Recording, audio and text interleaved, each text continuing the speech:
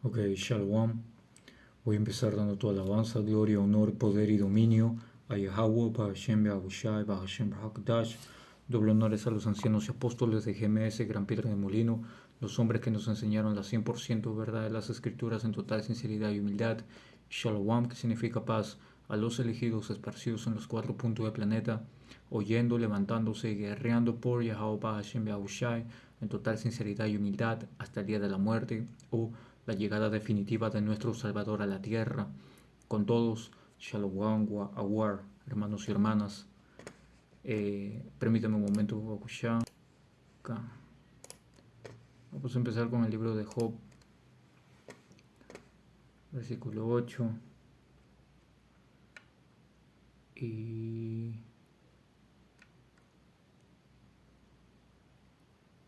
bien, Job 8 y 8. Porque pregunta ahora a las generaciones pasadas y disponte para adquirir a los padres de ellas, pues nosotros somos de ayer y nada sabemos, siendo nuestros días sobre la tierra como sombra. Porque nosotros estamos en un tiempo, en este momento, en el que muy poco se conoce sobre nuestra historia, ¿verdad? Y nosotros estamos volviendo a nuestra historia, estamos volviendo a nuestra identidad real. Entonces, el punto acá es que es importante conocer el tiempo pasado, ¿ok? Principalmente nuestra heredad, ¿ok? Y en esta ocasión, siendo parte también de un estudio hacia la historia, porque en simultáneo en donde nosotros hemos estado caminando en la historia, han estado sucediendo más cosas también. Y en esta oportunidad Yahweh Shai me movió para poder eh,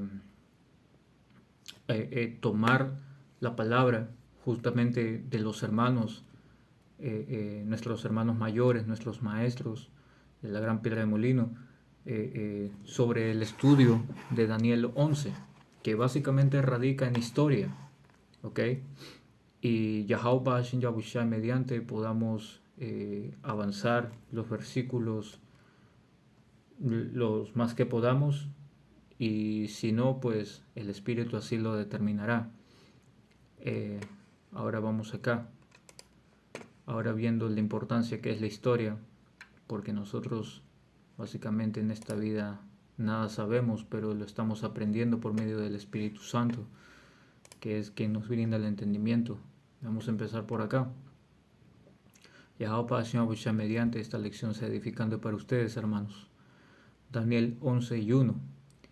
Y yo mismo, en el año primero de Dario, el Medo, estuve para animarlo y fortalecerlo.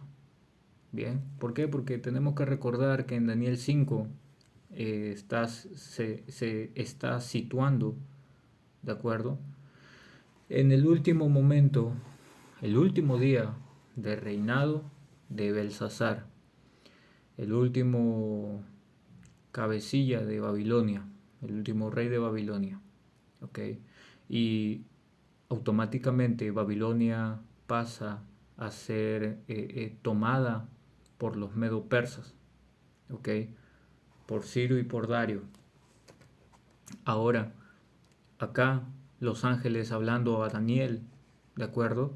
Sobre su cercanía a Dario, más que nada para poder fortalecerlo y se mantenga en dicha dirección porque es la correcta y así poder cumplir la voluntad de Yahweh Ba'ashem Yahushai, ¿correcto? Entonces dice, uh, permítame, acá.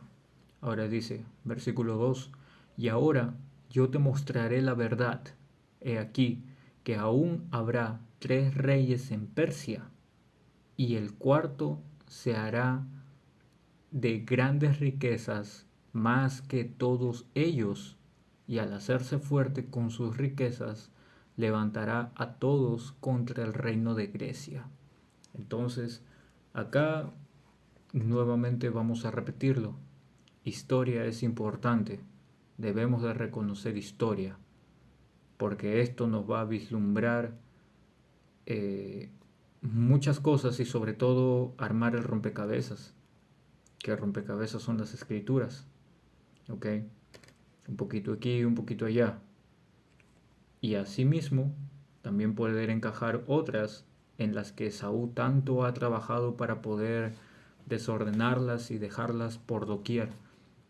¿Para qué? Para que nuestro pueblo Israel continúe destruido, o llamados morenos, indios y latinos. Vamos por partes. Acá te dice en versículo 2, y ahora yo te mostraré la verdad. He aquí que aún habrá 3 reyes en Persia, ¿de acuerdo? Y aquí en Auselaquia. Ya está, Selak. ¿Y aquí a quién se está refiriendo? En este primer rey, ¿de acuerdo? Porque acá te habla de un cuarto, ¿verdad? Pero ese cuarto vamos a dejarlo para más adelante. Vamos a ver estos 3 primeros reyes. Oh, man, de nuevo. Correcto, no hay problema. El primero de ellos viene a ser Cambises, ¿de acuerdo? Permítame un momento.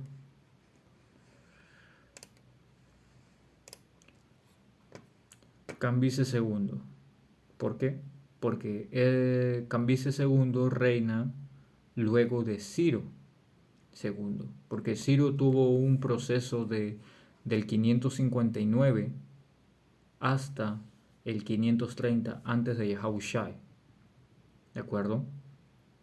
Y a esto, Cambises I fue el padre de Ciro, fundador del imperio persa. Y eso vamos a verlo aquí en, en una imagen. Permítanme.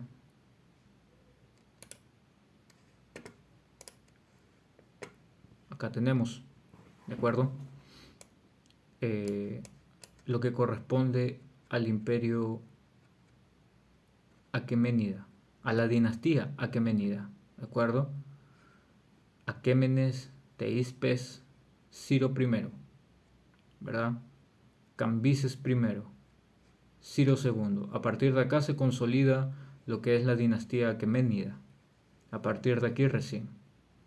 A partir de aquí es cuando los medo-persa empieza su imperio verdaderamente, ya con toda la fuerza.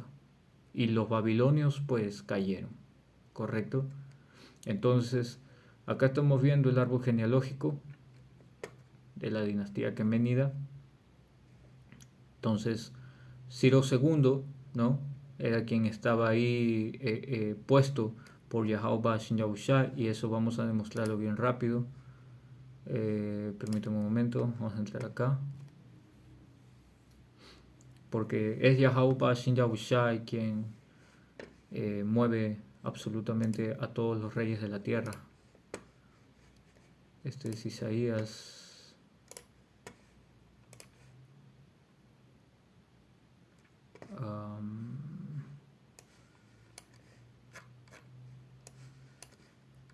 No, 46. Permíteme un momento. Yeah. Isaías 44 y 28. Cuando diga de Ciro, él es mi pastor, sin falta él hará lo que yo digo. Él ordenará, reconstruyan Jerusalén, y dirá, restauren el templo. Entonces este versículo de aquí, esta escritura, te da a entender de que Yahweh Shin Yahushai puso a Ciro, ya tenía un plan con Ciro, el cual era que tomar el poder y luego que permita a nuestra gente poderle reconstruir el templo, que eso vamos a tocarlo en un momento más adelante, pero quería sacar ese punto que Yahweh Shin Yahushai había colocado a este imperio de esta siguiente forma. Permítame sacarlo de nuevo. Entonces,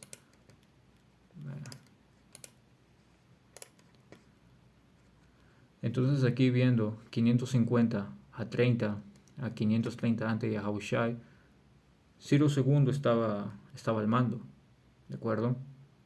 Que en realidad aquí debería decir 559, ok, un poco más antes. Y de Ciro II vienen estos tres reyes que leímos en Daniel 11 y 2, ¿de acuerdo? Esos tres reyes viene a ser Cambises II, Esmerdis, o también llamado Bardia, Atosa no, Dario I, ¿de acuerdo? Esos tres reyes son ellos, Dario, Esmerdis o Bardia y Cambises II. Que Dario pues viene a ser más que nada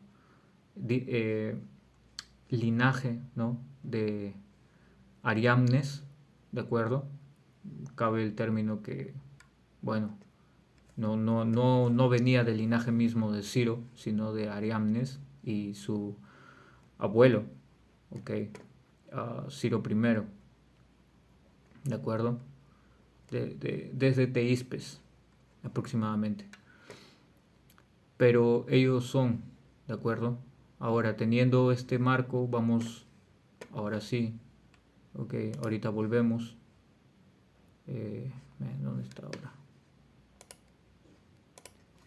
Vamos a leer un poco sobre Cambises, ok, porque Cambises, básicamente, él reinó desde el 530 hasta el 523 antes de Yahushai, hijo del fundador del imperio persa, como leímos, como hemos visto, ¿de acuerdo? En este caso Ciro era el rey y Dario era un gobernante inferior, ¿de acuerdo? Y así fue como se estuvo manejando todo ese tiempo. Ahora, Ciro nos dio un decreto. Vamos a leer un poco acá sobre...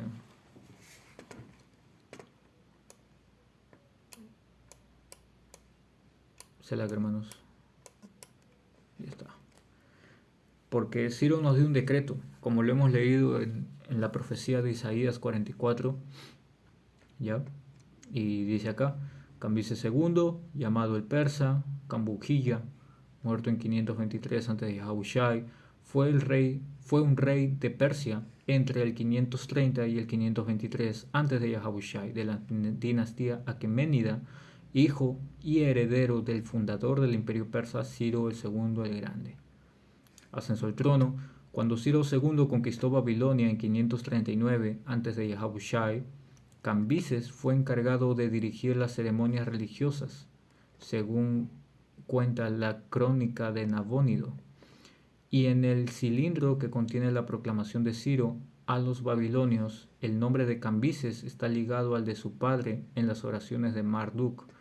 En la tablilla fechada del primer año de reinado de Ciro se menciona a Cambises como rey de Babel. Pero su autoridad debió ser efímera, pues hasta 530 a.C. no fue asociado al trono. Cuando su padre partió hacia su última campaña contra los masaguetas del Asia Central, se han hallado numerosas tablillas en Babilonia de este momento de su ascensión y de su primer año de reinado, y donde Ciro es denominado Rey de las Naciones, sinónimo de Rey del Mundo, y eso debido a que los medo-persas estaban destinados a que pasaran al poder tal cual como los babilonios pasaron y tal cual como los griegos pasarían posteriormente, ¿de acuerdo? Y eso es profecía acá, vamos a verlo. Ese es, lo voy a sacar acá bien rápido.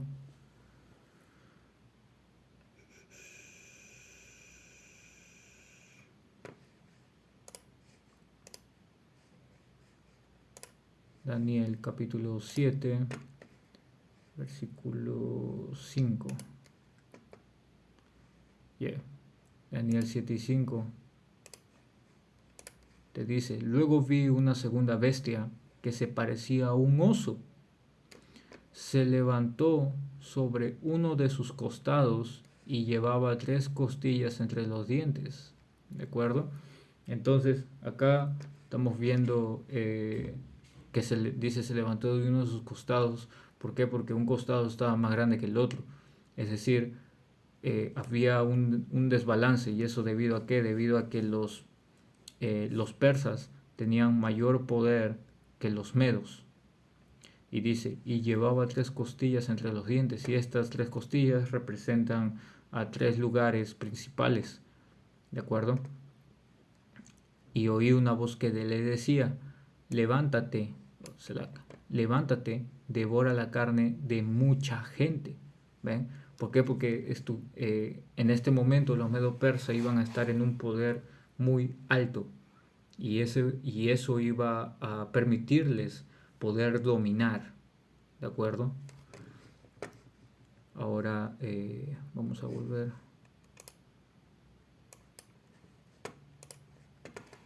acá.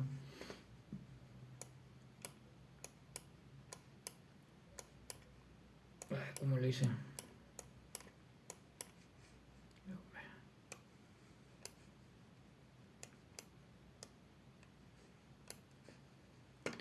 Se la que hermanos, un momento de escuchar. Ya está. Ok, entonces esa es un poco de la historia. Te salga las campañas africanas, ustedes pueden leerlo igualmente. ¿De acuerdo? Ahora a continuación, le dicen los últimos años, las tradiciones. Acá te da el contenido, el ejército perdido, titulatura, ¿de acuerdo? Hay poca información, esto es más que nada escudriñable, pero ya saben que en los muchos libros, como dice Eclesiastés, el punto básicamente al que vamos a entrar es el siguiente. ¿Por qué? Porque, o no, mejor lo sacamos acá, creo que se lee un tanto mejor aquí. En Esdras, ¿ok? Libro de Esdras, capítulo 4, versículo 7. ¿Por qué? Porque Ciro había permitido a nuestro... Ciro nos dio el decreto para reconstruir el templo. Era profecía que se iba a cumplir. ¿De acuerdo? Pero ¿qué pasa? Durante el tiempo de Ciro no hubo ningún problema, pero cuando entró Cambises o Cambises, ¿de acuerdo? Cambises segundo, en su reinado la construcción del templo se detuvo. ¿Por qué? Porque los paganos, que eran enemigos de Judá, empezaban a molestar, a sobornar funcionarios y hacían todo lo posible para desalentarnos y detener este avance. ¿Correcto? Es por eso que en un principio de la lección le mencionaba, la historia estuvo pasando como siempre, pero no quiere decir que Israel se detuvo en el tiempo. No, Israel también estuvo desarrollándose en simultáneo, tanto como todas las cosas. Y es por eso que así es como nosotros vamos a podernos ubicar en la línea de tiempo, conociendo qué historia. ¿Vean? Entonces, vamos a leer acá, Esdras, capítulo 4, versículo 7. Tiempo después del reinado de Artajerjes, permítame,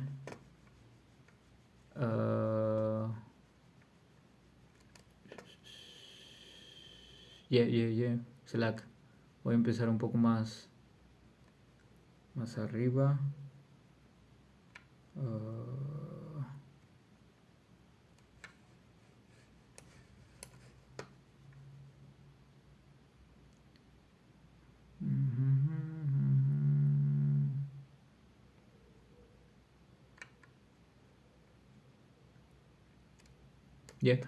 Esdras 3 y 7, ¿de acuerdo? Dice, luego el pueblo contrató albañiles y carpinteros y compró troncos de cedro de los habitantes de Tiro y Sidón, a quienes les pagaron con alimentos, vino y aceite de oliva.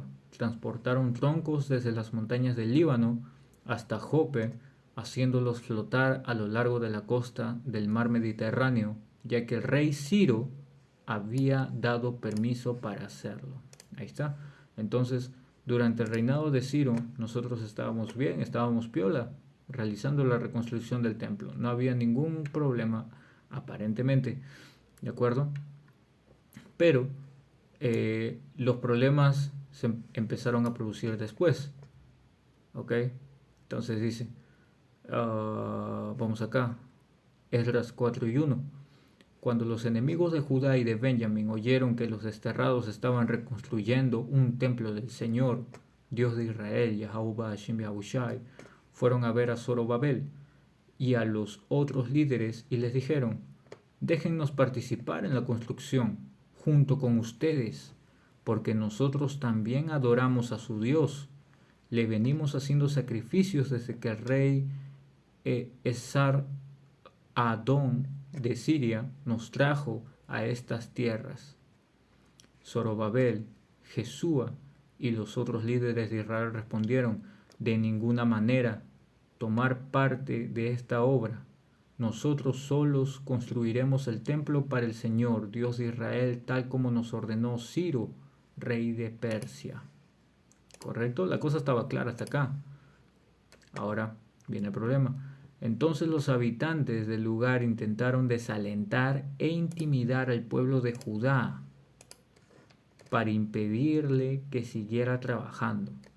Sobornaron a algunos funcionarios para que actuaran en contra de ellos y frustraran sus planes. Esta situación continuó durante todo el reinado de Ciro, rey de Persia, y duró hasta que Dario subió al trono de Persia. Ahí está. Entonces, básicamente, Esdras, capítulo 4, versículo 4 y 5, estamos hablando desde el 530 aproximadamente, a ver, sí, 530 antes de Yahushai, hasta ¿qué fecha? A ver, permítanme.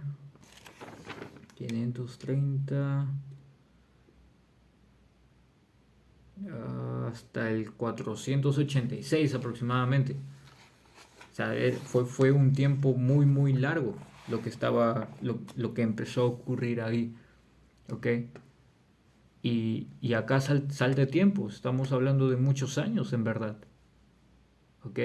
Y nuestra gente cuando lee la Biblia lee, pero piensa que pasaron unos minutos, pasó el tiempo que le tardó leer solamente esas líneas, pero no es así, pasó mucho tiempo, ¿ok? Entonces vamos a continuar. Más oposición durante el reinado de Jerjes y Artajerjes. Años más tarde, cuando Jerjes comenzó su reinado, que Jerjes, ahora vamos acá, permítanme, porque Jerjes, a ver, tengo mis notas acá. Vamos a expandir esto. Vamos con calma, hermanos. Ok, entonces te dice ahí, ¿no? En Esdras capítulo 4, que toda esa oposición reinó, perdón, que empezó luego de que Ciro dejase el poder. Pasó Cambises segundo, pasó Esmerdis y pasó Dario. Del 530, 486. Ahora estamos en Jerjes. Estamos en el 486. Ya pasamos un montón de tiempo aquí. Bien. Ahora vamos a volver.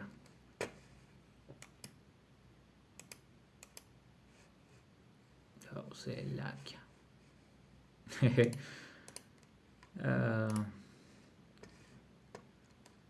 Cosas que pasan. Pero igualmente vamos a ver eso. A ver, déjenme moverlo un poco más acá. Oh, man. No. Estamos bien acá.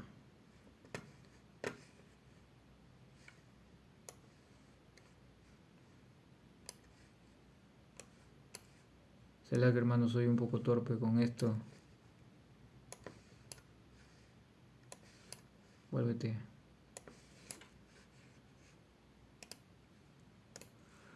Listo.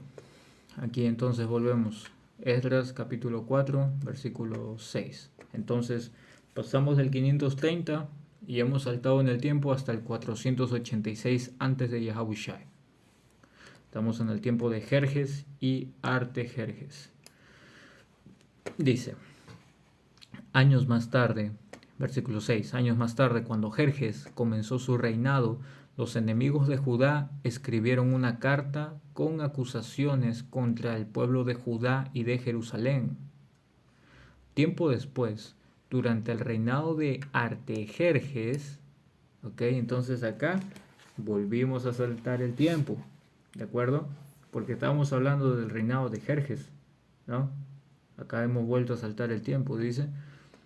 Rey de Persia, los enemigos de Judá, dirigidos por Bislam, Mitrídates y Tabel, le enviaron una carta a Artajerjes escrita en arameo que fue traducida al idioma del rey. Bien, entonces hubo bastante, ¿cómo se dice? Demasiada oposición en todo este proceso, en los cambios de los reyes y más que nada sobre nuestra gente. ¿De acuerdo? Vamos a saltar un poco. Acá le hablan, ¿no?, de la fama que nosotros tenemos de llegar y tener nuestras formas que a ellos no les parecía y que luego no multiplicamos. Es más, vamos a leer un poco de qué fue lo que le escribieron, ¿verdad? Samaria, vecina. Vamos a saltar acá al punto, ¿ok? Versículo 11. La siguiente es una copia de la carta al rey Artajerjes. Parte de sus leales súbditos de la provincia situada al occidente del río Éufrates. El rey debería saber que los judíos que llegaron a Jerusalén de Babilonia están reconstruyendo esa ciudad rebelde y malvada. Ya han echado los cimientos y pronto terminarán sus murallas. El rey también debería saber que si esa ciudad se reconstruye y se completan sus murallas, su reino se verá perjudicado, porque los judíos se negarán a pagar los tributos, los derechos aduaneros y los peajes correspondientes. Entonces, estos paganos estaban tratando de desalentar ahora al rey Artajerjes para que pusiera final a esta reconstrucción del templo. ¿Ok? ¿Por qué? Porque desde un principio a estos paganos no se les permitió hacer absolutamente nada, porque no les correspondía. El pagano no tiene absolutamente nada que ver con Israel. ¿Ok? Dice, ya que nosotros somos leales súbditos de usted y no queremos que se deshonre al rey de esa manera, hemos enviado esta información a su majestad. Sugerimos que se investigue en los registros de sus antepasados, en los que descubrirá lo rebelde que fue esa ciudad en la antigüedad. De hecho, fue destruida a causa de su larga y conflictiva historia de rebelión contra los reyes y las naciones que las controlaban.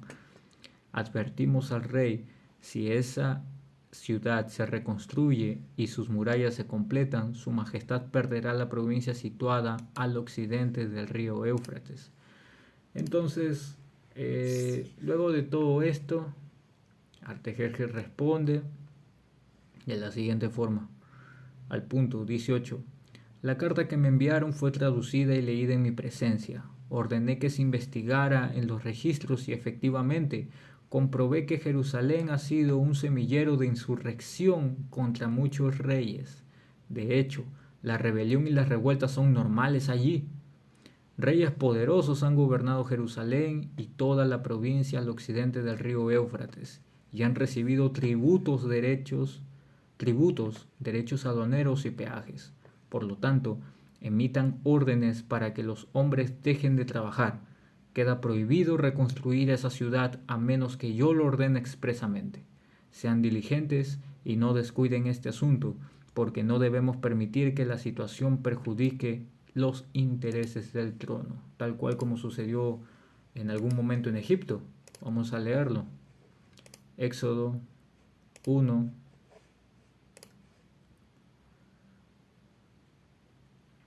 Éxodo 1 y 8.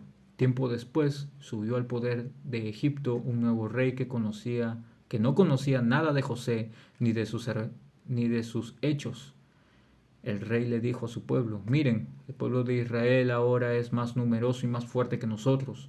Tenemos que idear un plan para evitar que los israelitas sigan multiplicándose.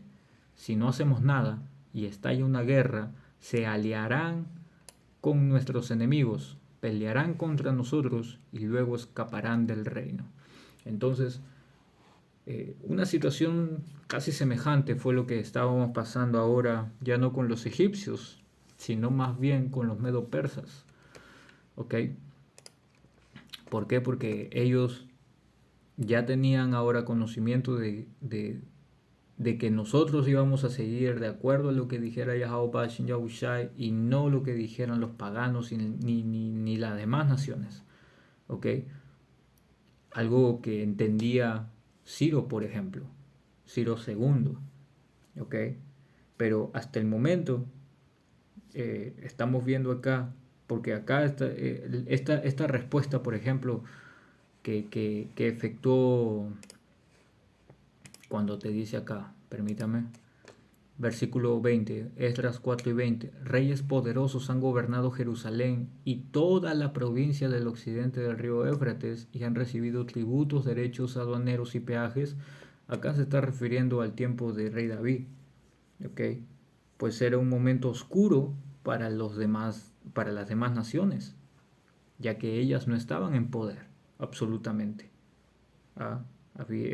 Naturalmente todas las naciones estaban en conflicto con nosotros, pero era lo que debía de ocurrir. Ahora, Artajerjes se percata de la historia nuestra y, tiempo de rey David y de rey Salomón, nosotros estábamos en la cima, ¿ok? Estábamos arriba. Sin embargo, para estas naciones ya no representábamos mayor amenaza que la de un simple control para evitar nuestro crecimiento. Sin embargo, eso naturalmente era parte del plan de Yahweh Bashem Yahushai, ¿correcto? Entonces hasta acá nosotros estamos viendo a Cambises o Cambises segundo, ¿de acuerdo? Para esto vendría a continuación Esmerdis. Permítame. Ahora tenemos al segundo rey que viene a ser Esmerdis. Dice, Esmerdis en persa, Bardia, también llamado Bardia, fue el rey de Persia de la dinastía aqueménida, muerto en 523. ¿De acuerdo? ¿Por qué?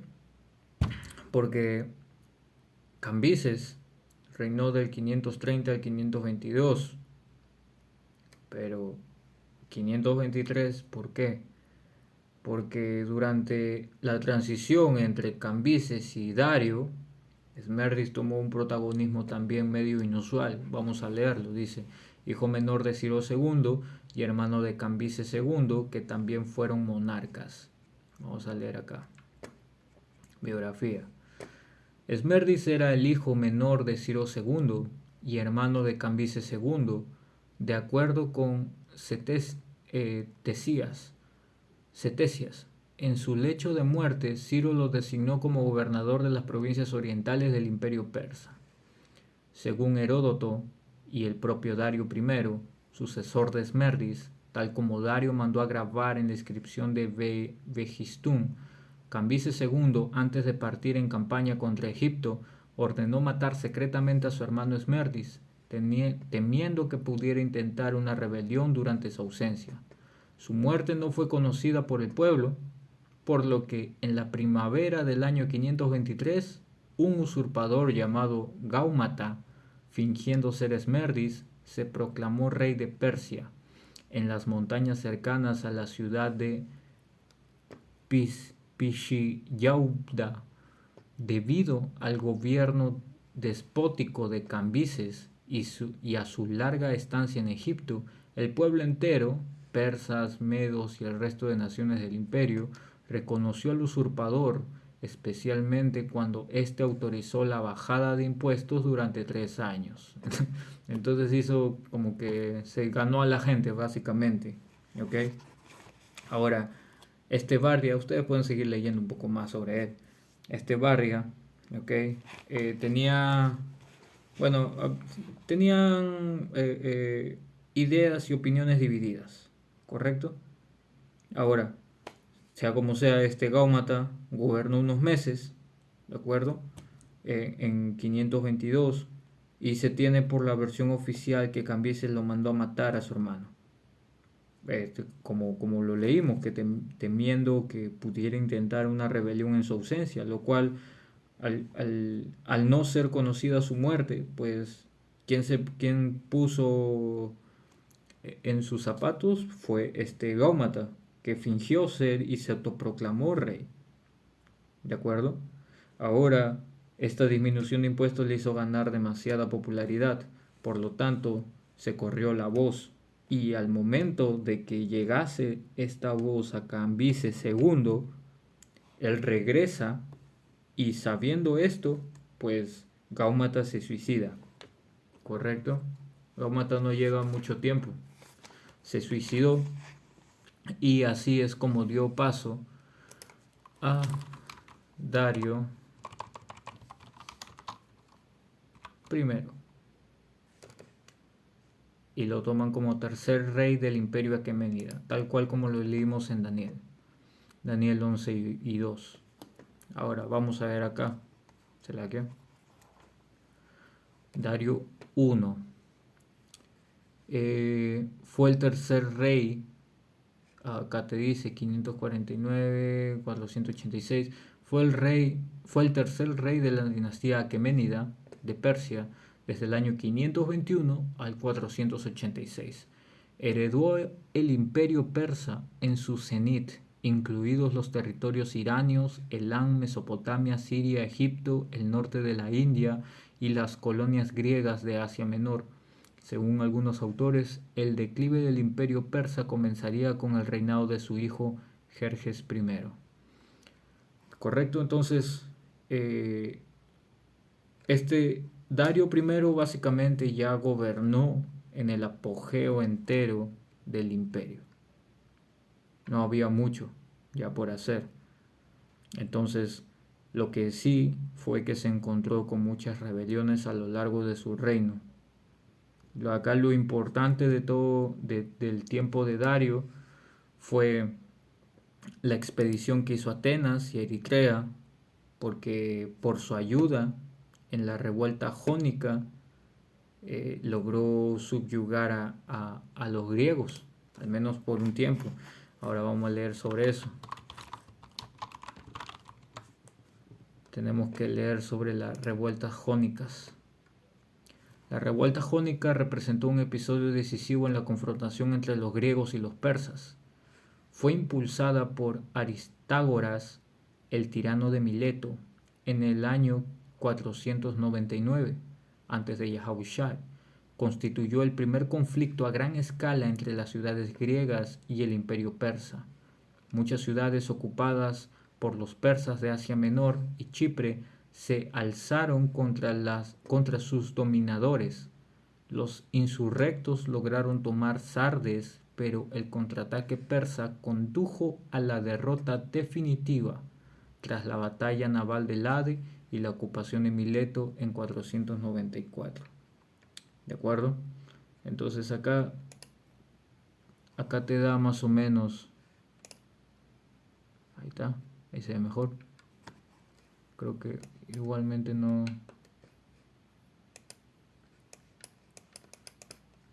puedo, pero espero se vea bien en pantalla. Igual, hermanos, ahí si pueden tomar un screenshot y lo amplían.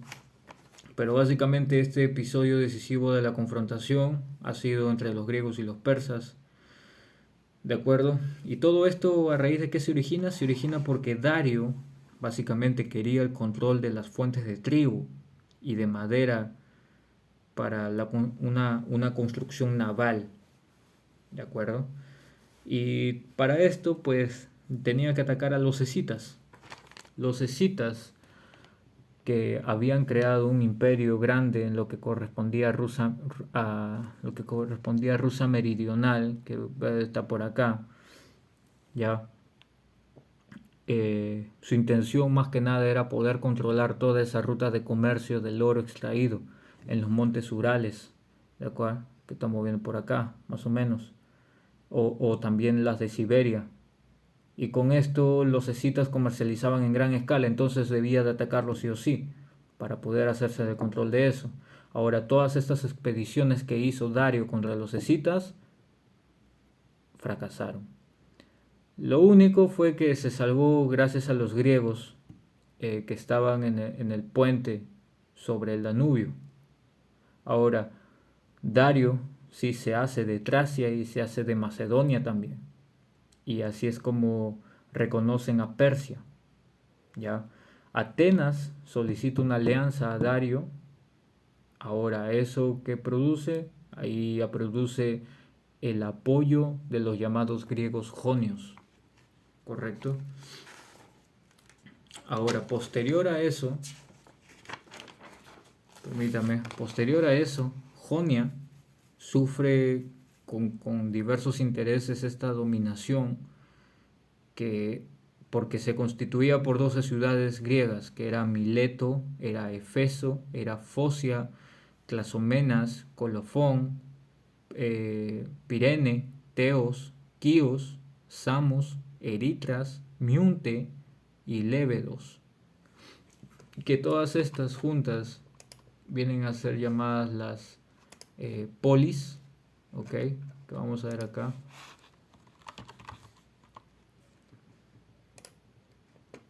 Una poli, ¿qué es una poli? Asentado en español como plural variante, es la denominación dada a ciudades-estado, independientes de la antigua Grecia, ¿de acuerdo? Entonces estas polis, ¿de acuerdo? Ya constituidas, estaban sufriendo, o bueno, Jonia sufría básicamente por sus intereses, dado que estas polis estaban manteniendo una resistencia. Ciro II, ya ahora mediante Harpago, ¿de acuerdo? Vamos a leerlo acá, ¿quién es Harpago?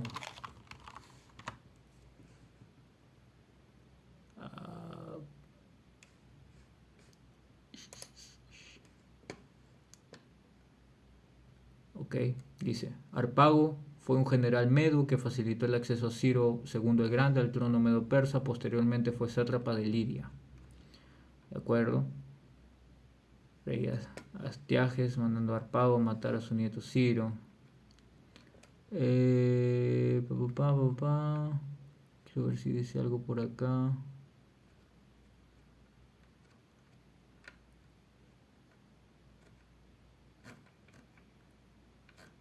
Creo que sí.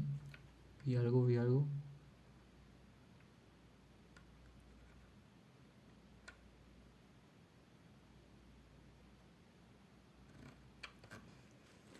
Permíteme un momento.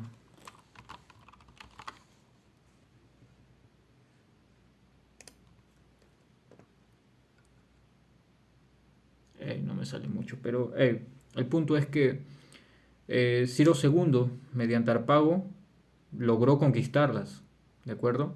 Y es por eso que fueron prósperas. Luego solamente quedó Mileto, ¿ya? Y bueno, toda esta revuelta habrá durado desde el 499 antes de Yahushai hasta el 493, a raíz de la insatisfacción de estas ciudades griegas de Asia Menor, ¿de acuerdo? Estas ciudades-estado. Ahora, Dario estaba buscando castigar a Atenas y a Eritrea por el apoyo a la revuelta, pero esto a dónde condujo? Condujo a la primera invasión persa a los griegos, que aunque fracasaron, lograron una subyugación de Tracia. Se expandieron hacia Macedonia y además lograron sí saquear Eritrea. Ahora, Dario, como le mencionaba en un principio, no era de la línea de Ciro, correcto, sino más bien de Histaspes. Permítame. Imperio Aqueménida, como lo estábamos viendo acá en esta imagen. Dario no viene de la línea de Ciro, sino viene de la línea de Histaspes, ¿correcto? Técnicamente, al no venir de la línea de Ciro, sino ¿de quién? De Ariamnes, ¿ya? que es su bisabuelo, pues Dario realmente no vendría en la sucesión, ¿ya? Por ende cabe el término de usurpador, ¿correcto? En fin, el punto siendo de que ahora vamos a volver acá, porque ya dimos con los tres reyes, ¿de acuerdo? Ahora vamos a continuar aquí, de aquí para adelante. Esto es libro de Daniel. Es mucha historia verdaderamente, hermanos, que poco a poco vamos a ir avanzando. Daniel 11 y 2. Y ahora yo te mostraré la verdad. He aquí que aún habrá tres reyes en Persia. Estamos viendo a Cambises II, estamos viendo a Esmerdis, a Bardia, que al igual que murió, fue reemplazado por un usurpador llamado Gaumata, que se hizo pasar por él, se ganó a la gente y se suicidó al enterarse de que Cambises estaba volviendo de Egipto, y posteriormente a Dario I. De acuerdo que a pesar de no ser de la línea de Ciro, fue de la de Ariamnes y continuaba siendo un aqueménida. Bien, ahora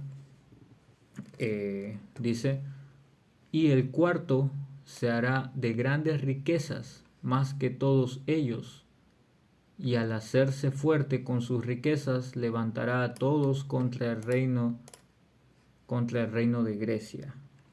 Y ese cuarto, que será mucho más rico que todos ellos, está hablando de Jerjes I, de 486 hasta el 465 antes de Yahushai. Ahora, él también es conocido por otro nombre. Vamos a sacarlo acá porque eso no creo que lo tenga. Ah, sí lo tenemos acá. Esther, capítulo 1, versículo 1. Aconteció en los días de Asuero, el Asuero que reinó desde la India hasta Etiopía, sobre 127 provincias. Y vamos a entrar en palabras, ¿ok? Vamos a ver quién es Asuero acá, porque se ha cambiado el nombre. Asuerus, Asuero, correcto. Esto vamos a trasladarlo acá.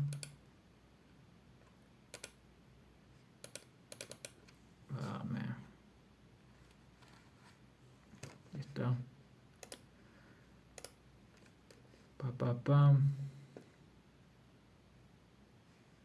Oh, Selakio.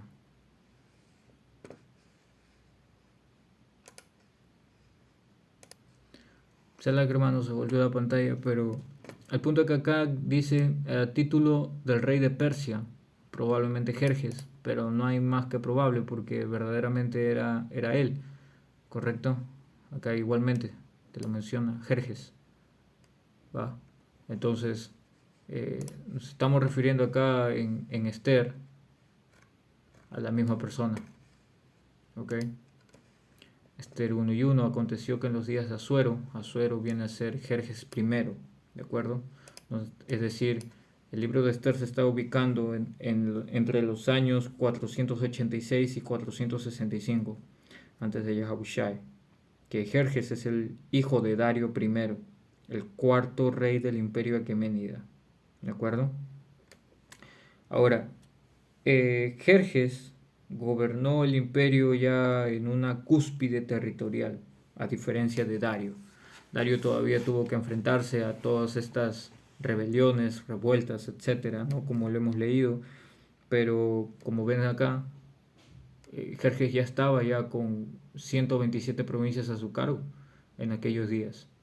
Bien, o sea, no era absolutamente nada pequeño. ¿Y qué pasa con Jerjes? Jerjes pues muere a manos del guardia real Artábano, quien ideó un plan para poder destronar a los aqueménidas y colocó a sus 7 hijos en posiciones de gobierno. Ya, ahora, según Aristóteles, Artábano mató primero a Dario y luego a Jerjes. ¿De acuerdo? Sin embargo, cuando Artajerjes descubre estos asesinatos, permítame un momento, voy a escuchar.